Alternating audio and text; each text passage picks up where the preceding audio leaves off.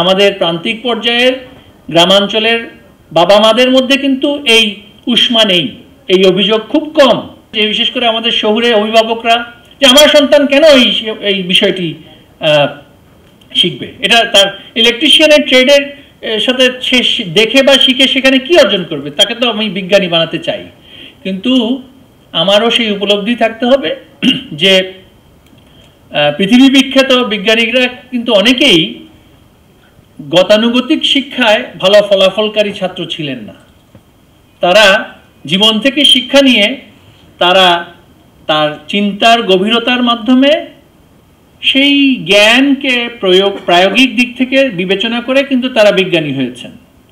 জগৎ বিখ্যাত বিজ্ঞানী আলবার্ট আইনস্টাইন এমআইটির শিক্ষার্থী ছিলেন না, হার্ভার্ডেরও শিক্ষার্থী ছিলেন না, তিনি একটি পলিটেকনিক্যাল ইনস্টিটিউশনের শিক্ষার্থী ছিলেন। কিন্তু তিনি পরবর্তীতে এই সকল নামকরা বিশ্ববিদ্যালয়ে পড়িয়েছেন। এবং আলবার্ট আইনস্টাইন কি করেছেন সেটা আমার এখানে ব্যাখ্যা করার প্রয়োজন নেই।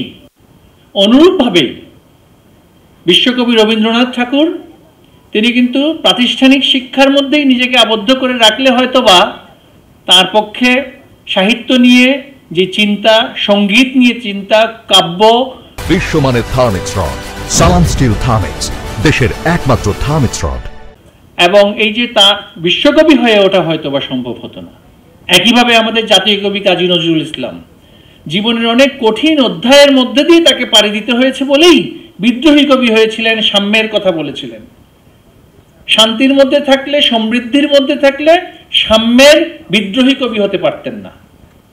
তাই প্রাত্যহিক জীবনের নানান বিষয়ে শিক্ষার্থীকে সম্পৃক্ত করাটা পাঠ্যপুস্তক এবং প্রাতিষ্ঠানিক শিক্ষার চাইতেও অনেক সময় অনেক বেশি গুরুত্বপূর্ণ। এই উপলব্ধিটা আমাদের শহুরে অভিভাবকদের মধ্যে আসুক, সেটাই আমাদের প্রত্যাশা। আমাদের প্রান্তিক পর্যায়ের গ্রামাঞ্চলের বাবা মাদের মধ্যে কিন্তু এই উষ্মা নেই, এই অভিযোগ খুব কম।